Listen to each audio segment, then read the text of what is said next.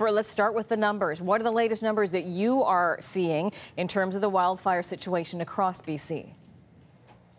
Yeah, certainly. We are seeing over 220 active fires right across the province as we speak. Of course, a big kickoff of activity was this Friday when we had a lot of factors come to a head, 2 to 3 weeks of hot and dry weather, and then a pretty significant lightning system throughout the central part of the province. We had over 140 fires start on Friday alone, nearly 100 on Saturday, and a lower amount in the 20s yesterday.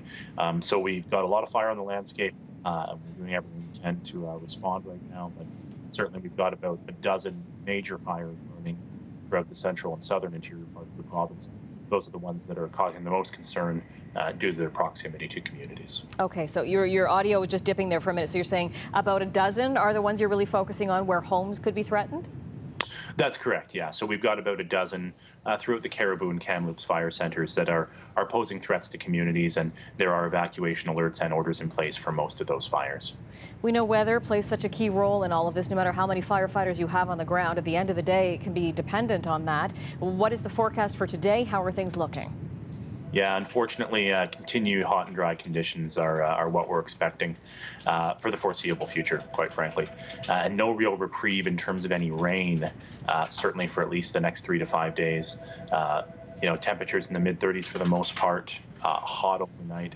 And those winds, which are such a crucial factor, are going to be up and down. So if we do have any potential for low pressure systems to come through the province, thunderstorms, things like that, it's going to start to fan these fires again.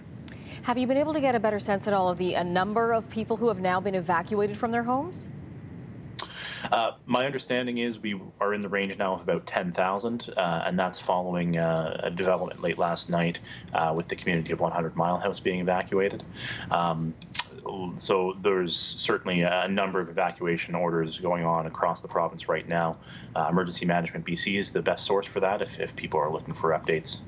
Okay, now let's talk about help, what you need and what's to come. I gather you are expecting help to arrive in the next few days. We are. So we have made a request, reached out to some of our partner agencies across Canada. So we are bringing in fire personnel from across the country. That's starting this afternoon. I wonder if you're considering the option of requesting anything from the Canadian forces at this stage. Yeah, certainly. So the military has been engaged insofar, mainly in terms of aircraft to assist with transportation, not in a direct fire suppression role as of yet. That hasn't happened in BC since 2003, was the last time we engaged the military for firefighting. It's certainly an option we have, but we generally treat it as a last resort.